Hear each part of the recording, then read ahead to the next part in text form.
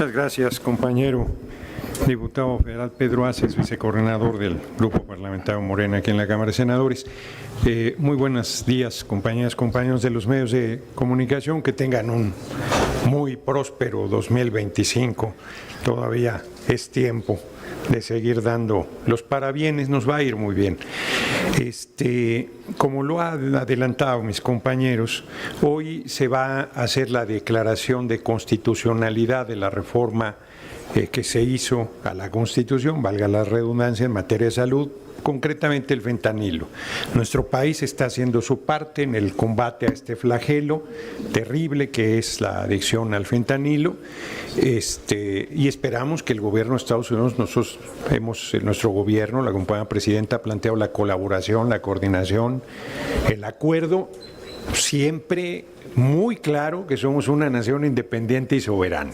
O sea, la oposición es muy hipócrita cuando dice que está en contra de la militarización y promueve que el ejército de Estados Unidos intervenga en nuestra patria. Eso no lo vamos a permitir bajo ninguna circunstancia. Coordinación, amistad, colaboración, sin duda, nunca subordinación. Entonces, en esa presentación de la Declaración Constitucional, que es un acto muy formal, va a haber posicionamientos de los partidos. Y previo a los posicionamientos, en mi condición de presidente el día de hoy de la Comisión Permanente, voy a hacer un pronunciamiento en torno a las declaraciones del presidente electo Donald Trump, que no adelantaré aquí. Sobre el tema del Comité de Evaluación, yo no sé, de verdad, lo digo con franqueza, ¿dónde estudiaron derecho los integrantes del Poder Judicial? Porque la ley de amparo dice muy claro que no procede el amparo contra reformas constitucionales y ya es constitución vigente la reforma que se hizo al Poder Judicial, pero además no procede el amparo contra un proceso electoral. Imagínense que con un amparo pudieran detener la elección presidencial, pues eso sería gravísimo, sería poner al país en una crisis enorme. Entonces no hay ningún recurso legal. Para decirlo de manera clara, no hay ningún poder sobre la tierra que pueda detener el proceso electoral. Poder humano, por lo menos.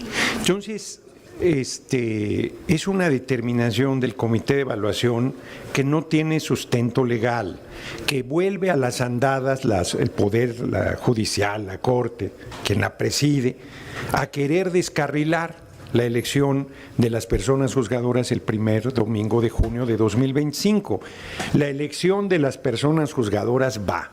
La Constitución prevé que si un poder no presenta candidaturas, si un comité de evaluación no hace su tarea, que sería el caso del Poder Judicial, pues ese poder no presenta candidaturas. El Poder Judicial está cubierto porque todas las personas juzgadoras, les recuerdo, tienen pase directo. Pero, como bien lo ha comentado aquí el diputado Pedro Aces, sería gravísimo que las personas que de buena fe se inscribieron en el Poder Judicial y no lo hicieron en el Legislativo y en el Ejecutivo, quienes lo hicieron en más de un poder no tienen problema, pero quienes solo lo hicieron en el Poder Judicial quedarían fuera de la elección, no por su responsabilidad, sino por una franca irresponsabilidad, por una franca negligencia, por una franca provocación del Poder Judicial. Entonces, la Constitución prevé también esta posibilidad.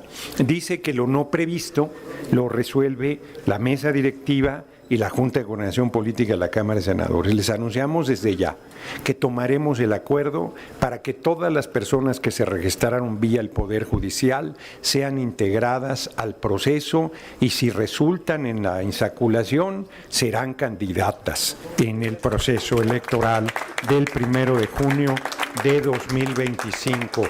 Como aquí se ha planteado, nosotros somos unos convencidos de la participación democrática y privilegiamos el derecho de las personas que de buena fe se registraron en el Comité de Evaluación del Poder Judicial para participar en la elección del primer domingo de junio de 2025. Así es que les damos desde ya la buena noticia de que no se quedarán fuera de este proceso electoral. Finalmente, celebro mucho, agradezco al compañero Pedro Aces y agradezco mucho que la fracción del grupo parlamentario, el partido al que pertenezco, Morena, me dé a mí hoy, unos años después, la enorme honra de presidir una sesión de la Comisión Permanente aquí en la Cámara de Diputados. Eso no sería posible sin el apoyo del pueblo, sin el apoyo de nuestro movimiento, y agradezco a la coalición Morena PT Verde, además de a mi grupo parlamentario, esta enorme deferencia, y estamos a sus órdenes para las preguntas que tengan. Tenemos en la lista a Fernando Merino del Sol de México. ¿Me quedo ahí? Sí. Sí, por favor. Fernando. Se durmió. ¿Qué tal? Diputadas, diputados, senadoras, senadores. La pregunta es respecto a este anuncio que hace el presidente de la mesa directiva de que todos los inscritos en el Comité de Evaluación del Poder Legislativo ya estarían, digamos, en el proceso de insaculación que será en febrero. ¿Esto no vulnera de cierta forma la autonomía que se supone que le dieron al Comité Ejecutivo para hacer justo esta evaluación? Y pues si esto no abonaría a que se hable de una simulación, porque ¿qué caso tiene hacer un comité de evaluación y que éste evalúe y pues excluya a algunos por, ahí digamos, ellos tendrán sus razones, pero no es esto una violación a la autonomía del comité? Y por otro lado, también una pregunta al diputado Pedro Aces respecto a la reforma al Infonavit. ¿Cuándo se va a dictaminar, cuándo se va a discutir en la Comisión de Vivienda? Y también pues dice que ya escucharon a los sectores involucrados.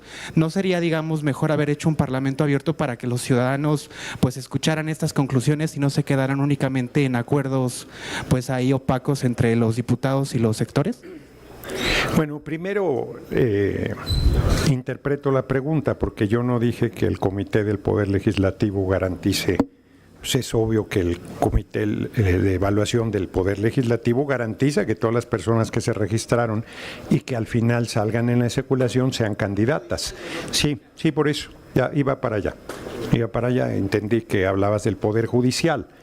Justo tu pregunta, lo que haría si nosotros hiciéramos caso a esa visión, sería dejar fuera a toda la gente que se registró en el Comité de Evaluación del Poder Judicial y vulneraríamos su derecho a participar por una acción de negligencia del Comité de Evaluación del Poder Judicial, que insisto, no sé dónde estudiaron derecho, porque no procede el amparo contra un proceso electoral. O sea, pero además el Poder Legislativo hizo una reforma constitucional de la supremacía de la Constitución, por si no fuera suficiente. Antes de esta reforma ya no procedía el amparo contra un proceso electoral y tampoco procedía el amparo contra una reforma constitucional, pero ahora llevado a la Constitución menos aún procede. Entonces, parece que la Escuela Judicial debe revisar sus planes de estudio y mandar a hacer un nuevo curso a más de una persona juzgadora que ha estado dando amparos. Son más serios los que hacen títulos en la Plaza de Santo Domingo que los jueces que están emitiendo estos amparos.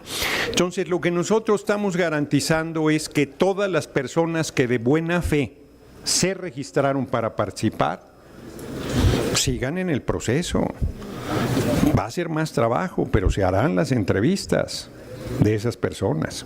Vamos a ver cómo hacemos desde el Comité de Evaluación del Ejecutivo y del Legislativo para hacer las entrevistas a las personas juzgadoras, las personas que quieren ser personas juzgadoras del Poder Judicial para que puedan participar, estén en insaculación y si salen sean candidatas. Creo que al contrario, estamos tutelando y garantizando un derecho electoral fundamental que está violentando. Ahora, yo creo de cualquier manera que debemos también impugnar ante el Tribunal Electoral del Poder Judicial de la Federación esta decisión del Comité de Evaluación para que les dé el mandato de que hagan su tarea, porque están obligados a hacerla, no es si quieren, aceptaron esa responsabilidad y deben llevarla a cabo. Para el senador Noroña, buenos días. Senador, ¿podrá el Comité del Poder Legislativo con los casos que tiene el del judicial, porque acumula más de 11,000 y creo que van atrasados, incluso en la página de internet no están ni siquiera actualizados el total de aspirantes, solo están los primeros, no el listado complementario que después pasaron. Tienen 11,000, ¿podrán con los más de 2,000 que tiene el Poder Judicial? Yo creo que las preguntas que hacen nos ayudan mucho a la reflexión y las agradecemos. Lo que nosotros estamos en este momento garantizando es que las personas que se inscribieron en el Comité de Evaluación del Poder Judicial o ante el Poder Judicial van a seguir su proceso. Lo haremos con los comités de evaluación del Poder Legislativo, el Ejecutivo, o inclusive crearemos una instancia auxiliar que entre al relevo. Eso es algo que tiene que discutir la Junta de Coordinación Política y la Mesa Directiva de la Cámara de Senadores, y tomaremos la decisión más eficaz con los tiempos a contrarreloj, porque además hay que recordar que en la primera semana de febrero tienen que estar resueltas ya la determinación, una vez hecha la insaculación, de quiénes van a ser las personas que serán candidatas a la elección. Entonces, ¿cuál será la manera? Lo tendremos que discutir muy rápidamente, nos tendrá que convocar el compañero Adán Augusto López Hernández, convocará a la Junta de Coordinación Política, yo convocaré a la mesa directiva para que sesionemos de manera conjunta y resolvamos este tema y encontremos la mejor solución. Si es a través de los comités de evaluación existentes o si es creando una comisión auxiliar, veremos, pero está previsto, insisto, en la Constitución que lo no previsto, valga la redundancia, lo resuelvan estas instancias. Y lo que nosotros tenemos que hacer es garantizar que quienes se registraron no queden fuera por una negligencia del Comité de Evaluación del Poder Judicial. Perdóneme, ¿sería un intento más desde el Poder Judicial de frenar la elección de jueces, magistrados y ministros? Un intento desesperado e irresponsable del Poder Judicial de descarrilar la elección sin tener argumentos, pero no nos sorprende, los vimos votando sin ninguna facultad, querer echar atrás la Constitución. Los vimos votando que la mayoría calificada no era de 8, sino de 6, en un acto verdaderamente terrible de irresponsabilidad de la Suprema Corte de Justicia. Yo, la verdad, en lo personal pensé que ya se habían allanado, pero parece que ya se les pasó el espíritu navideño y que están otra vez de manera pugnaz queriendo descarrilar. No podrán. La elección de las personas juzgadoras se realizará el 1 de junio, el primer domingo de junio, 1 de junio de 2025. Gracias. Les guste o no les guste, lo quieran o no lo quieran. Pues si no hay más, les agradezco. Así hay. Hola, buen día a todas las legisladoras y legisladores. Preguntarte, Gerardo, si hay corchetes en cada uno de los párrafos de todas esas reformas que se han hecho, para que así de repente, pues dice, bueno, no está funcionando esto, vamos a abrirlo y ponemos así, porque pareciera que siempre van a estar salvando algo. Y precisamente sobre este descarrilamiento que dicen sobre el proceso que se va a dar el 1 de junio, el INE está solicitando más dinero. Sí. ¿Cómo van a resolver ese asunto? Y también, pues hasta ahorita todavía no se sabe cómo va a votar la gente, cuántas hojas les van a dar, si se las pueden llevar a su casa o no, pues para que hagan esta selección, porque son muchísimos los nombres que van a aparecer en las boletas. Gracias. Sí. Empiezo por esto último. Hay que recordar que la ciudadanía va a votar por 10 personas candidatas, 5 mujeres y 5 hombres, y del listado tendrá que escoger a esas 10. La Ciudad de México es donde se da algún nivel de complejidad mayor por el nivel de concentración, pero no es el caso de 29 de las 32 entidades del país. Entonces, en la mayoría de las entidades será como cualquier elección, y en el caso de particularmente la Ciudad de México tiene una mayor complejidad, tendrá un poco más de tiempo, las personas tomarán un poco más de tiempo para votar, pero no tiene ningún problema sobre esto segundo. Sobre lo primero que preguntas, no hay ningún corchete. La Constitución es muy clara en que la elección de las personas juzgadoras se lleve a cabo el primer domingo de junio de 2025 y así se hará. El INE ha planteado desde un inicio la solicitud de más recursos. Se va a reunir en estos días, lo ha anunciado la compañera presidenta Claudia Sheinbaum Pardo, se va a reunir con el Consejo General en pleno y resolverán el tema, no tengo la menor duda. Hay toda la voluntad, todos los recursos, además está el dinero de los fideicomisos del Poder Judicial. Entonces recursos hay, no habrá problema para que tengan los recursos suficientes el órgano electoral y no hay ningún corchete, lo dije y lo reitero, la Constitución dice que lo no previsto, y no está previsto que uno de los poderes se tire al piso y diga no colaboro y no hago mi tarea y perjudico a las personas que confiaron en este poder para registrarse. Pues eso es un acto de irresponsabilidad suprema. En realidad tienen responsabilidades jurídicas quienes están haciendo semejante acción.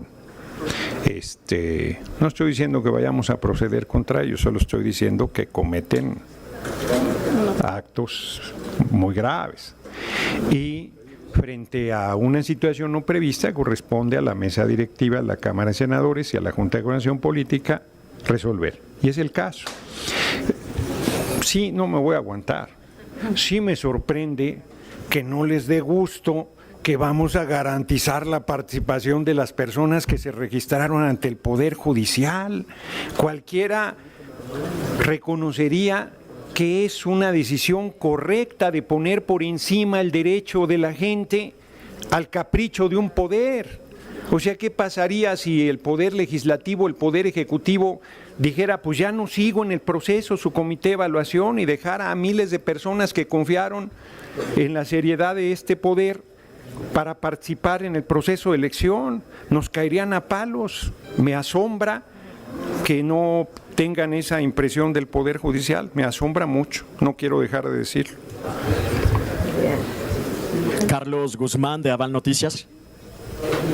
Señor presidente, pues 3 consultas. La primera, ¿hay alguna sanción que se les pueda poner a este comité del Poder Judicial? Porque obviamente se modificó la Constitución y tendría que haber alguna sanción.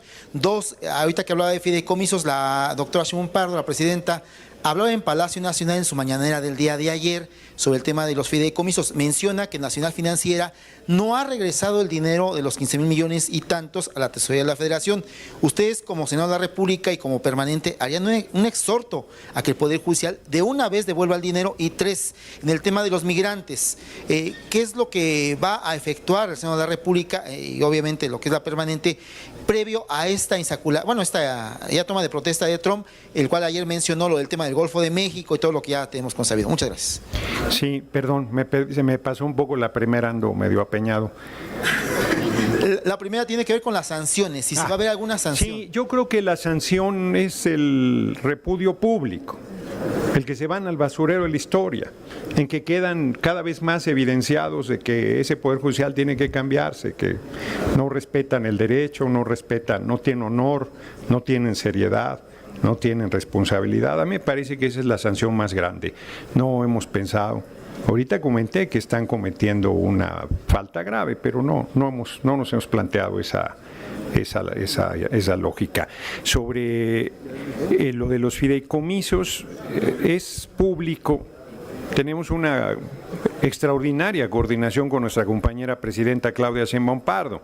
Ella es la titular de un poder, nosotros somos parte de otro poder, pero somos un mismo movimiento, estamos en un mismo proyecto y conversaremos cuál es la mejor manera para que el dinero de los fideicomisos sea entregado a la tesorería.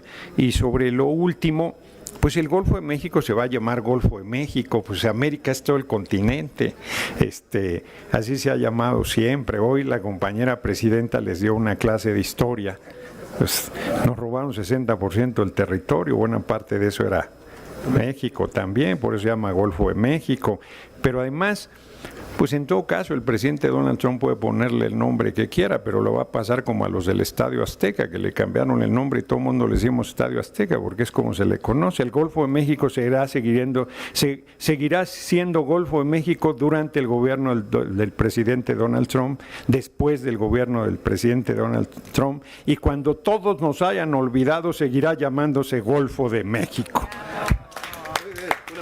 Última pregunta para el compañero Gerardo Mejía de Latinos. Hola, buen día. Senador Noroña, preguntarle sobre dos temas. ¿Considera que con el esquema que presentaron los consejeros del INE es viable llevar a cabo la elección, considerando principalmente el tema de dónde va a ir a votar la gente, las distancias que hay, etcétera? Solamente le pondría este punto. Hay otro tema, no sé si lo mencionaron, la reforma electoral. ¿Cuáles son los plazos para presentarla? Dijo el diputado Monreal que va a ser en 2025, otro diputado dice que va a ser en este periodo que viene, pero ¿cuáles son los plazos? Y preguntarle al diputado Pedro Ace sobre la reforma de las 40 horas. ¿Cuándo? Tampoco la escuché. Si la van a meter, si se va a considerar, me parece que ya la desecharon, la de Susana Prieto, la quien fue su compañera de bancada. Y si es así como se planteó que va a ser gradual, y dijo la presidenta Sheinbaum que va a ser también por sectores, me parece. Sí, lo de los centros de votación, que es lo que plantea el INE, yo no sé. Bueno, pues es la manera en que ha planteado poder resolver el proceso. Nosotros mantenemos la preocupación, la idea de que se pongan todas las casillas que hay en un proceso electoral habitual. Yo creo que en la reunión que haya y cuando se resuelva el tema del presupuesto, pues quizás inclusive se vuelva al punto inicial de poner todas las casillas. Y si no es así, si es con centros de votación, el INE ha insistido en que son en los mismos lugares donde se hacen varias casillas, que la única diferencia de los centros de votación es que no tiene tantas mesas directivas como casillas adicionales hay. No sé si me explico, es que a veces hay 3, 4, 5, básica, continua, tal. Entonces lo que plantean es una sola mesa directiva con la concentración de todas esas casillas que se ubican en ese mismo lugar. Entonces no es un problema de movilidad, sino de número de funcionarios de casilla a designar, y también ciertamente impacta en la agilización del proceso, porque no es lo mismo una concentración en una sola mesa directiva que 3, 4 o 5 mesas directivas. Pero eso está por revisarse. Y lo segundo, otra vez, ¿por qué? La reforma electoral. La reforma electoral, habrá una reforma electoral acotada en el periodo de febrero que tiene que ver con que ningún familiar pueda ser candidato a un cargo que otro familiar ocupa. Me explico. Si yo soy alcalde de algún municipio del país, ningún familiar mío, esposa, esposo, hermano, hermana, hijos, hijas, sobrinos, o sea, gente de los círculos cercanos pueda participar, tanto a presidencias municipales, bueno, eso depende de las legislaciones locales, pero se haría la adecuación porque es una reforma federal, en el caso de diputados federales, senadores, gobernadores y presidencia de la República. Esa es la reforma electoral que va en febrero. La gran reforma electoral tendrá que hacerse después de la elección de las personas juzgadoras, por lo tanto yo calculo que será hasta septiembre de 2025 que la compañera presidenta Claudia Sheinbaum Pardo entregue la propuesta de reforma. Si me permiten, me gustaría que... ¿En ese mismo tema? Sí. A ver.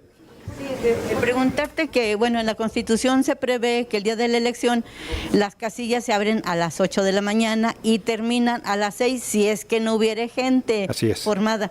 Entonces aquí, como tú hace rato mencionabas, que podría tardarse otro poquito más de lo previsto, podrían dar las 10, 11 de la noche y si siguen las filas, pues tendrían que estarse ahí los funcionarios de las casillas. No, insisto que no es el caso de la mayoría de entidades. Insisto que el INE, que son los profesionales del tema, garantizan que la elección se va a llevar dentro de la jornada electoral. Lo que puede llevarse y se llevará más tiempo en realidad es el cómputo.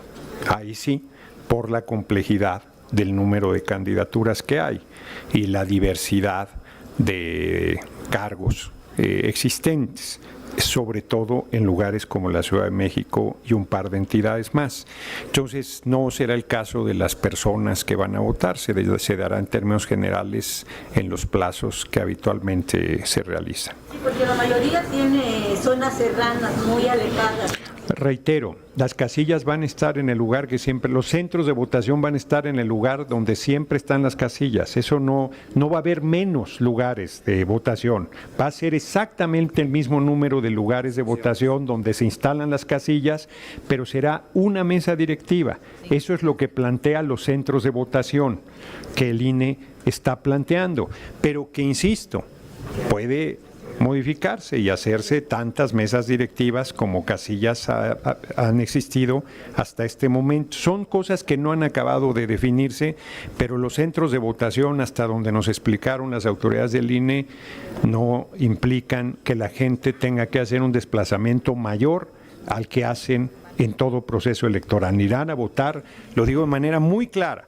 La gente el 1 de junio de 2025 irá a votar al mismo lugar donde ha votado, donde votó el año pasado para la elección presidencial, para decirlo claro.